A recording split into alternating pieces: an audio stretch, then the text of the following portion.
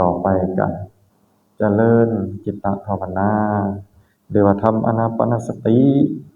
เป็นการพัฒนาจิตใจเฮาให้จิตใจเฮาสูงขึ้นนะบ่แม่นอันไหนเฮาเข้าไปเห็นจิตนั่นเด้มันจังสูงขึ้นคันเฮายังบ่เข้าเห็นจิตโน่ดวงนั้นเฮาก็ยังคุมจิตบ่ได้แล้วแหละมันก็แต่ว่าเฮาต้องเข้าไปเบิ่งมันเรื่อย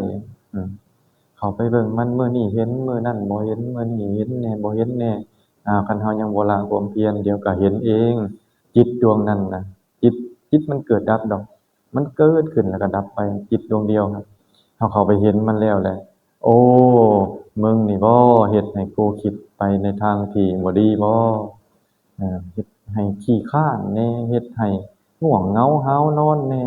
เฮ็ดให้บ่อยากไหว้พระแหน่เฮ็ดให้บ่พอใจนั่งสมาธิแหน่บ่อยากให้ไปบิณฑบาตแหน่นอนบ่อยากตื่นแหน่หมอนี่แล้วเออ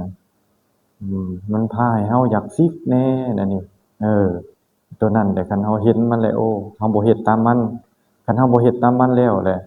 เฮาก็เป็นนายมันเฮาเป็นนายมันแล้วสั่งอ้าวมึงอยากไปมึงก็ไปมึงก็ซิกก็ซิกเนี่ยข้อยบ่ซิกนำเจ้านั่นนี่อันนี้ก็ให้เฮาเป็นนายมันเด้อเป็นนายจิตนายความคิดอย่าให้เป็นทาสมันคันเป็นทาสมันแล้วมันพาไปไสก็ไปนำมันได้มันอยากพาไปลงต่ำเด้อนั่นจิตตัวนั้นน่ะคันเห็นมันแล้วท่วงมันโลดเฮาฮู้จักเจ้าเสียแล้วนั่นนี่